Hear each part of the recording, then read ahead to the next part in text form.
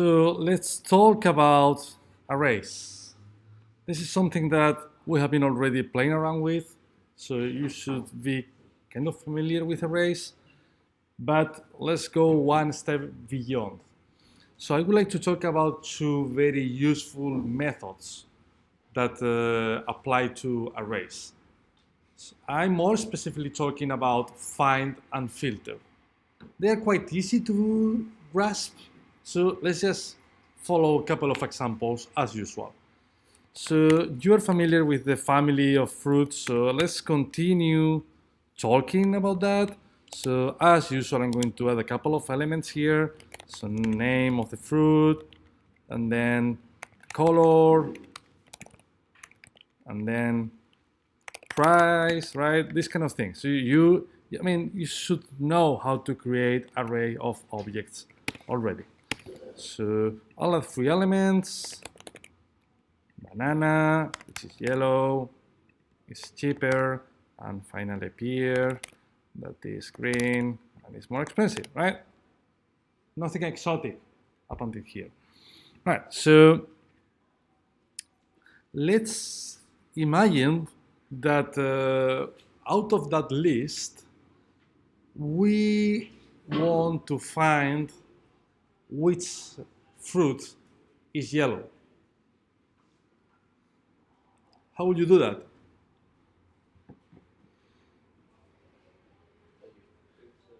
Filter. Why filter?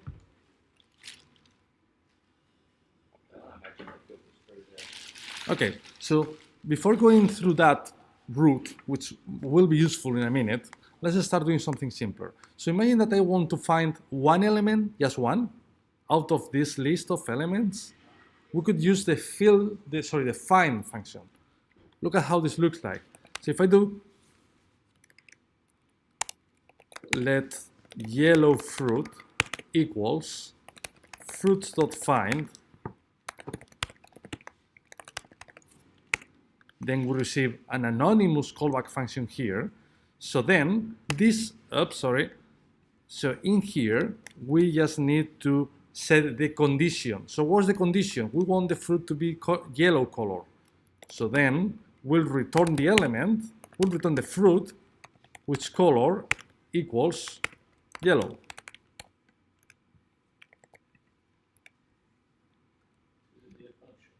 Yep. Thank you. Cool. So that means if I now display console.log yellow fruit, you see, we got the banana. So let's recap that. So we got the arrays of fruits, so we just want to find, that sounds quite natural reading to me, right? Fruits.find, we want to find a fruit. So then, how many times this anonymous function will be called? Sorry? Sorry, can you say it again? Yeah, but how many times this line is going to be executed? If I add a breakpoint here? 3 times. 3 times, why? Because we have 3.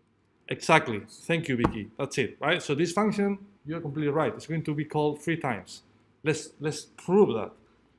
I added a breakpoint. So let's see how many times we stopped into line number 17. 1, look. Fruit, apple. Second time, fruit, banana. And finally, right. What happened? Skips because it's found it. Exactly. So it's not happening 3 times. As soon as the element is found, it stops looking. This is a very important detail because find just returns one element. One element. So it's, for instance, I change the color here. So we have 2 yellow fruits now. Which one will be returned? The first one, exactly. So it will be the banana. Here you go. And what if I change the color of the apple to yellow as well? Which fruit will be returned? the apple. Oops. Exactly, right? So as soon as the first element is found, that's it. Find always return one element or nothing at all. What happens if let me change the colors, right? What happens if I trying to find a blue fruit, which probably doesn't exist at all? What this will return? Error. Error. No such object exists. Undefined. No. No. I think it will return undefined. What I know is that should not return any error. Shouldn't. Because it's not an error, right? You're trying to find the color, it's not there. That's okay. It's an acceptable scenario, right? That's not a big problem. It's not like the wall is not going to blow up. So if we do that, exactly, you see undefined, there is nothing. Oh, fair enough. So do you know how to change that? Do you know how to use an arrow function? Do you remember arrow functions? How to simplify a little bit the look and feel of this structure? Get rid of function Yeah, correct. and equal sign and greater than sign. Yep. Sign, Before- equal sign. Yep. Before the parameter. Yep. No, before, no, should be after. Yeah, after the name. So that's exactly the same thing. That's the You can new get rid of way. return as well. Sorry? You can get rid of return. You can get rid. Yeah. Yes, you are completely right. I'll be back in a second. Yes. Alright. So that's the first thing, right? We have transformed an old creepy JavaScript function into a shiny arrow one. It's the same thing. It's the same thing. In the long term, we'll see that there are some subtle differences, but my suggestion, if you feel comfortable enough, try to do that. Because first of all, you need to type less, so it's less error prone, and then it's ready for the future, right? So if we do that, let me change the color again to return something, right? So if we do that, yeah, we got the banana again. And then Chris was suggesting to remove the return statement. And you can get rid of the brackets as well. You can or you must. You have to. However- Yeah. You have to, correct. So if we do that, look at what we did here. We're trying to shorten the syntax a bit. So this works, right? So the thing is, if we can also get rid of the return statement. But if we do that, it returns undefined. Why? Can't see your return. Correct. That's correct. That's correct. However, with arrow functions, we can manage that. So if we get rid of the brackets, look at that. Look at what I'm doing. I'm removing the brackets, and I'm moving this to a new line. So we are telling JavaScript, please, on the semicolon, please return that. So that's a shorthand. That's exactly the same thing, as you can see here, right? It's exactly the same thing. So do you have any idea when is a good strategy to do it inline like here, and when is it a good strategy to do the full path with the return statement? If you have more than I have. You have two, yeah, multiple. Correct. If you have more lines, you return it. Yeah. Multiple, Yeah, definitely, Sultan. So sometimes here we want to do stuff, right? We want to add lines. In that case, I mean, let's keep it readable, right? Let's do it like that. Another good reason to split it is if that condition is very long, imagine that here we want to compare against something very long, right? It's kind of harder to read, right? If we put everything on a single line. We don't want to keep scrolling left to right. So it's all about good practices. That's pretty much it. Got it? Right. But then, I'll back to the second method that we are going to discuss today, which is filter. Filter is similar to find. However, the difference is that if there is more than one element matching the criteria, it will return them all. So filter is useful when we want to return a list of results instead of just the first one. So let's see what will do. So first of all, if we change find to filter, how many results is it going to return now? 2. Correct. So if it returns 2 results, what kind of data structure yellow fruit is? Arrow. Arrow? No. A list. Yeah, and a list is Sorry, arrow. Plural. array. Yes, it's an array. Because now we have 2 elements here. We'll see in a second. We'll see how yellow fruit is an array of 2 objects. Look at that. You see? So what is a list? A list and an array is the same thing. Okay, it's an array. Yeah. You see? It returns 2 elements. So we have filtered out the original array here. Because of that, and this is just a suggestion for readability purposes, if this is an array, we should rename it to yellow fruits, right? Because that helps the reader to understand that we're expecting multiple fruits to be there. Again, this is just a matter of good practices, readability, right? Because we want to make our code readable for our colleagues. What happens if we return just 1 result? Will this be still an array or not? Array with one thing. Correct. Yeah. Correct. Even if we just have 1 result, filter always returns an array, which is good because that makes the method predictable. It's always going to return an array. And what happens if we got nothing? Same thing, the blue color, undefined. No. Look at that. An empty array. Exactly. So that's the beautifulness of the filter method. It always returns an array. If there are 3 matches, it will return 3. If there are 2, it will return 2. If there is 1, just 1. But if there is nothing, it will return an empty array. This is beautiful because, do you know how to print the length, the size of an array? Exactly, thank you guys. So if I do that,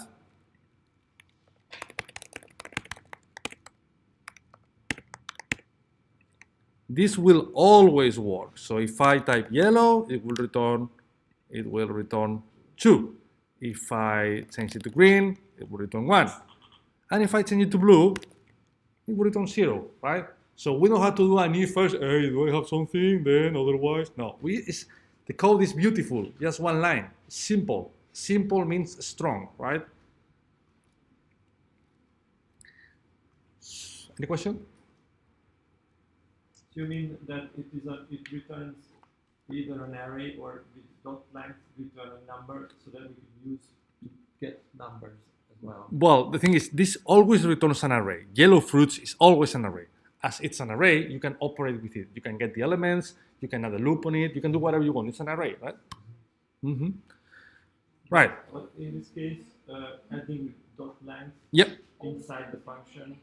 Inside the function. Or was it inside the function? No. So that's the array. We save it, and then as it's an array, we can get the length. If you wanted to return something else, then it would be another function. Yeah, correct. Okay. Right. Last question for you, and we're done for today. So imagine that I want to return all the fruits with a price below £2. How do we change the code to match that expectations? This is not going to be yellow fruits, it's going to be cheap fruits. So what do we need to change to get all the fruits that go below £2? If, what is the if? No, you need to do the below operator, don't you? Yeah, but you do need an if statement. If it's Fruit. less than, So Vicky is suggesting to do food price. Yes, that's the right thing to do. Yeah, definitely. So here we want to change the condition. We don't want the blue fruits. We want the cheap fruits Below. That's below. So Chris, like greater, like fruit price greater than, and then Well, you can Greater. put the little arrow little arrow, or less than. less than. Correct. Yeah. I agree. I agree with you. I'll go oh yeah, less than yeah, and yeah, equal to. yeah, you're right. Less or equals. Oh no, because you want below 2. No. Below Yeah, 2. yeah, Correct. Yeah, Correct. below. Correct. Correct. So that, if we did it right, that should return 2. The first 2, actually. Yeah. Well. Yeah. Let me change. You need to return the name of the fruit. No, that's fine. No, I don't want the name. I want the objects. Here you go. Ah, I see. That's it. I Right? thought you want to know which fruits. Yeah. to add. Yeah. If we want to get expensive fruits, we just have to change that, right? And we got the others. Here you go. It's simple, right? It's not very complicated, but that's super powerful. So how many times will the breakpoint stop on line number 21?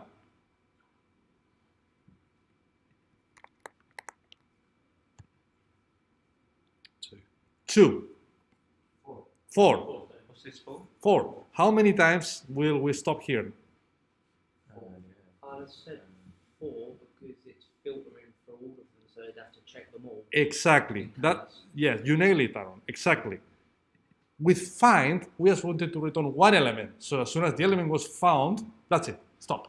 However, with filter, we never know if there will be another element matching our expectations at the bottom, right? So we need to check the entire array end to end, from the beginning to the end. Let's prove that theory. So we got the first time with the apple, banana. We got 2 already, but then it could be another one, right? 3, 4, and that's it. And if we want to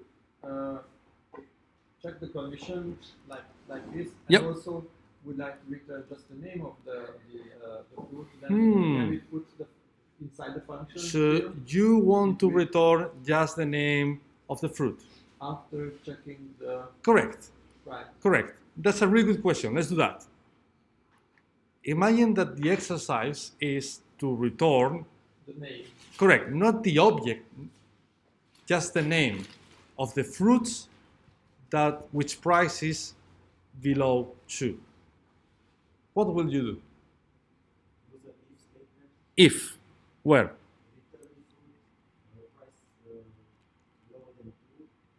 Yeah. If you want to add, sorry, let me. So what do you want to do?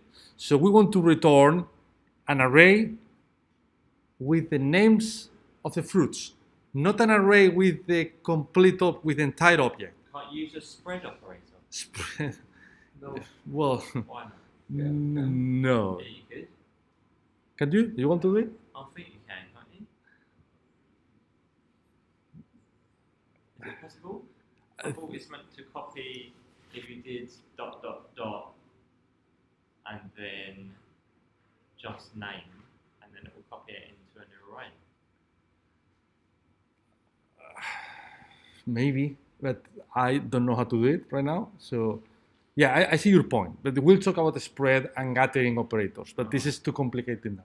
So let's try to make it simpler. But do we need to introduce an if statement? I don't know. No, I never said I that. I want to try if we don't introduce an if statement, just put fruit price Yep. Yeah. smaller than 2, Yeah. and then return fruit.name. I'd have just done fruit.name.price less than 2. Fruit.name.price. Ooh, that's No, that's undefined. Yeah. So we still need that condition. We need that Question is condition. whether we put it into an if statement. If. Sorry, say it again. If fruit Yeah, that's the safe. dot price. Of course, that's the safe method Not safe. to Uh, do. That's the method to do, right? No, I don't know. I'm just. It's gonna work, right? It's, I'm 100% sure this is not going to work, but let's do it. Okay. Sorry? If fruit price Yeah. are lower than 2, Correct? return Yeah. fruit name Yep. Like that? Okay. Yeah, get rid of- yeah, Interesting, interesting. Okay, let's see what happened here. That's an interesting example. So, If fruits. Yeah. What do you think this will return? I It will can't see return how that- all the 4 fruit names. All the 4.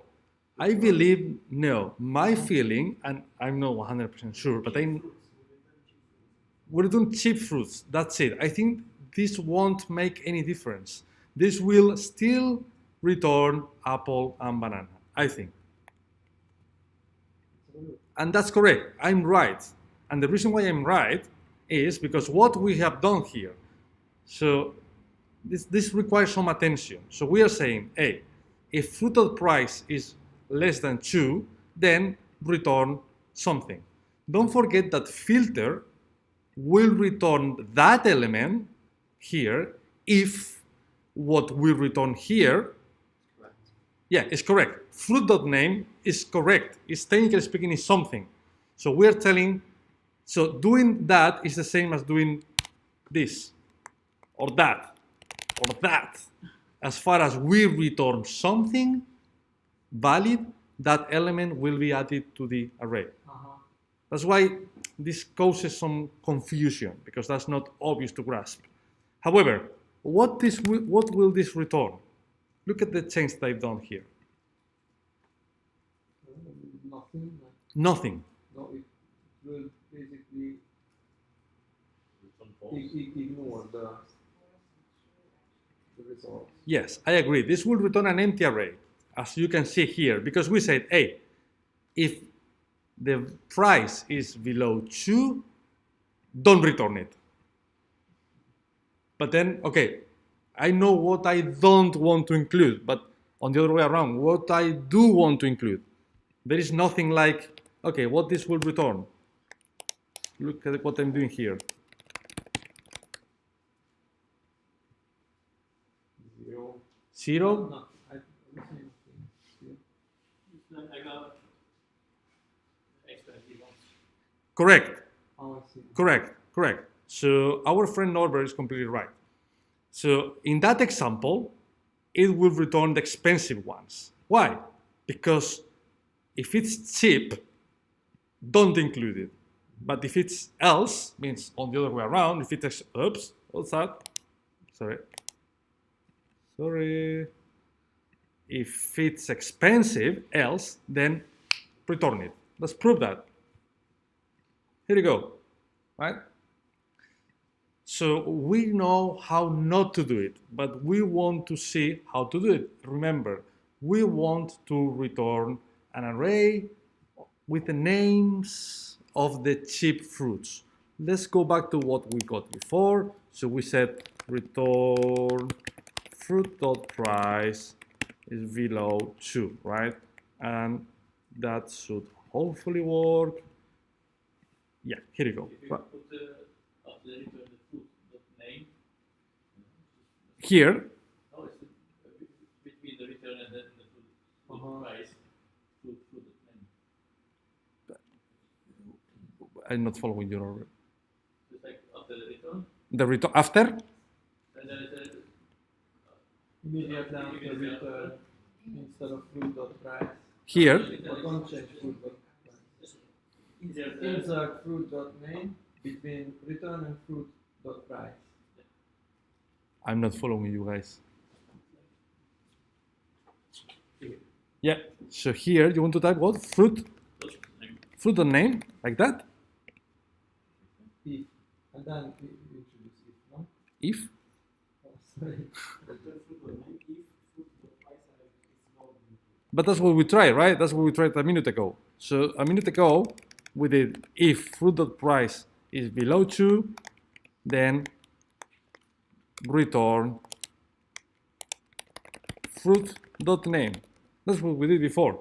And that, No, because we only return fruit.name if the price was okay. But in this case, yep, we return fruit.name yeah, and then check the condition. Does that make any difference? no. This will be exactly the same because of the same thing. This, Because of the condition. yes, that's wrong. So let me go back to what we had before. So that's what we know that works, right? That will return the object, the 2 objects. Again, I didn't want to do that exercise, but as you suggested, I think it's a good practice. Yeah, it's a good- So remember, because it can happen. in yeah, real life. definitely. So we got an array of objects, and we actually want to transform that into an array of strings. Do you remember which method in JavaScript was very useful to transform one array into a new array?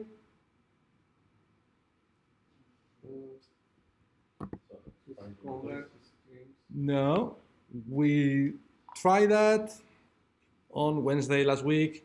Come on. Switch? No, switch, not switch. So remember array methods. We got a few array methods. One of them was very useful to transform one array into a new array.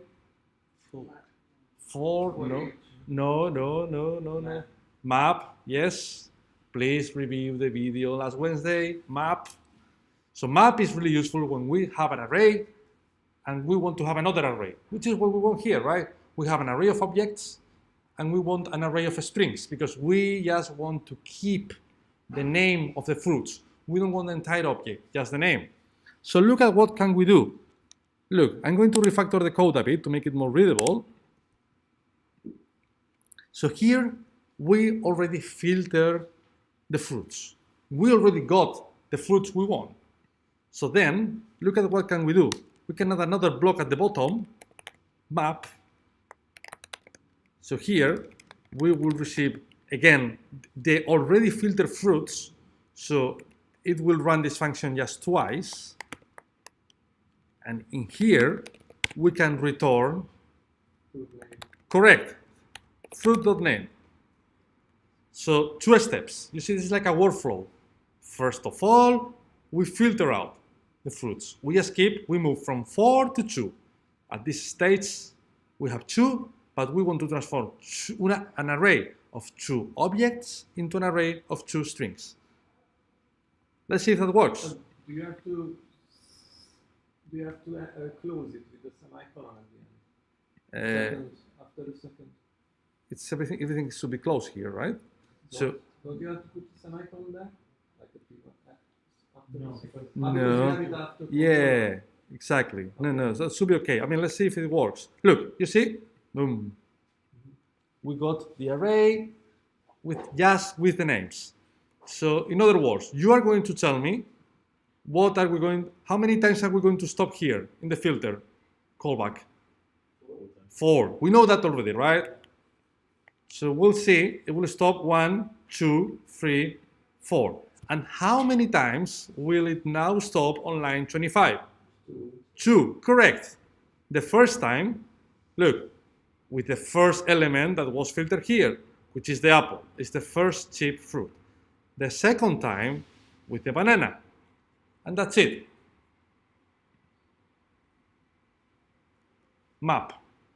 Map is probably the most important method to manage arrays. It was introduced in 2011 and is widely used today, especially in the React world. So please have a look to how map works. Questions?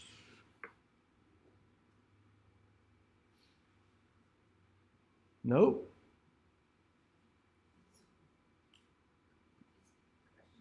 Is what? It makes sense. Yeah, definitely. Cool. Well, so that was pretty much it. As usual, I will record the video. I will save it.